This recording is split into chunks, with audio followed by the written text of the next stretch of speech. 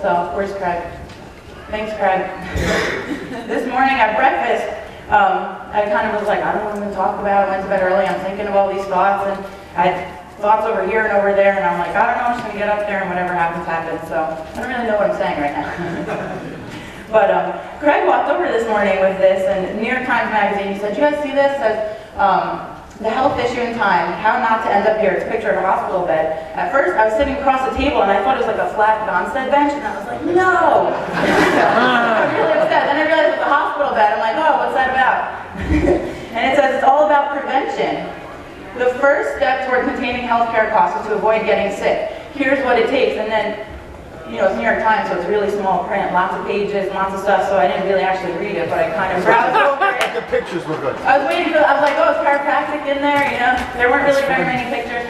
It said stuff like having a healthy marriage, talking about hormone replacement, and there was like a 3-page small print thing on how awesome Dr. Oz is, because he's God, like someone else was saying the other day, and working out all that stuff. It didn't say anything about how amazing the healing ability within our bodies is. It didn't say anything about that.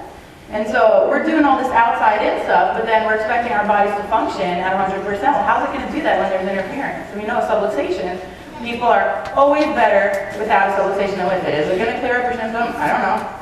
It might for that guy, it may not for you. I don't know. Recently in practice, we had a new patient come in, and she came into our office, sat through our orientation, she got it.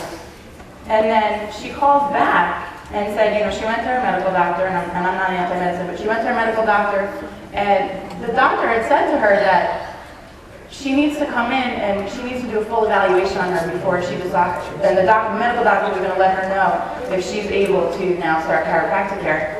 And me and Sandy, another doctor that we work with, she got the phone call, and we were like, what?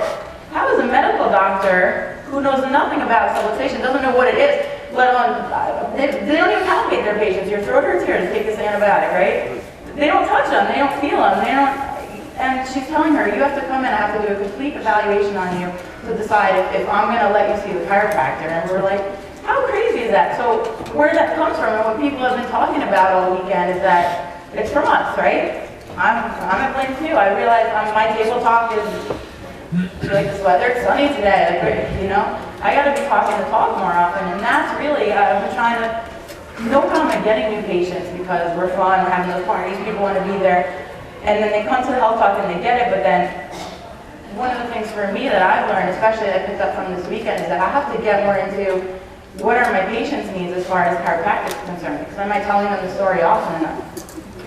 And when I think about it, I remember sitting in your guys' seats, my first new beginning was right after I graduated, and I didn't know, you know, where I was going to go. I just said, put it out there to the universe, and the universe provided to me. Thank you, I love it.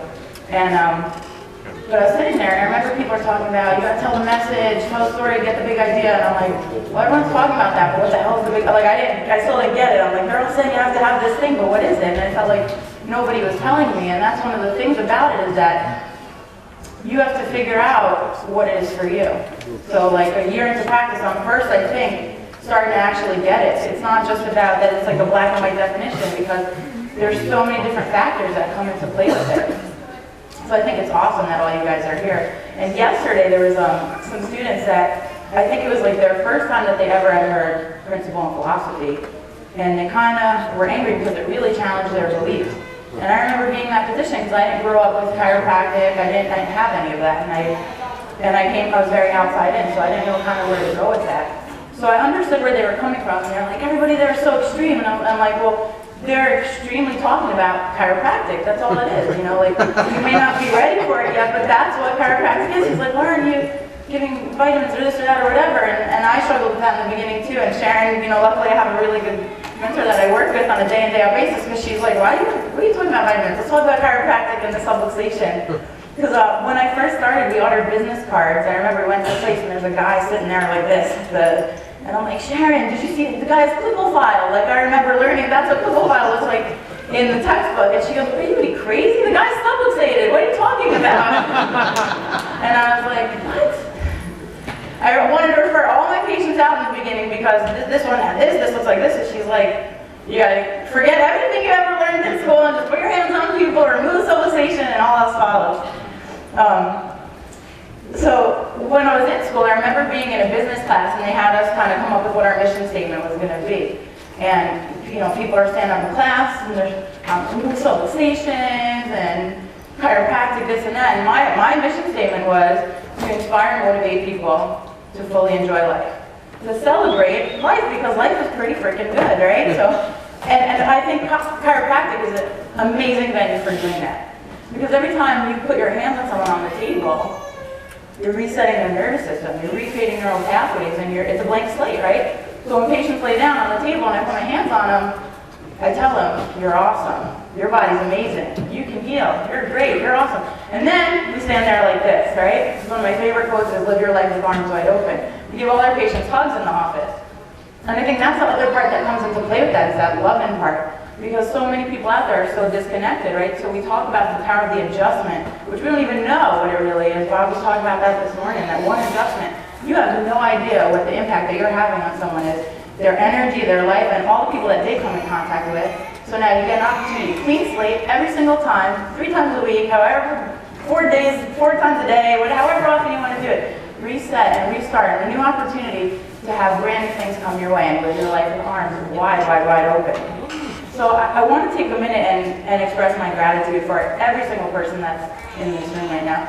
Because like I said, I sat at my very first New Beginnings last January, and I met my chiropractic family.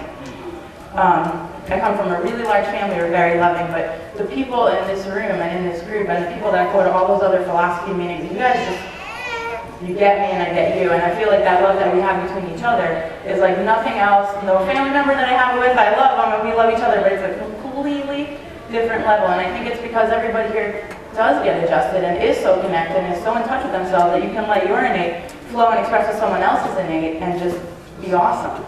So when the song comes back on in a minute, everybody, Andrew talked about before, let go, just dance, have a good time, turn to people next to you, give them a hug. I love and appreciate you so much. Jim, Babs, thank you guys so much for doing this. This is unbelievable. The whole board, you guys are awesome. I love you. You're my family. Thank you. Rock out, rock out.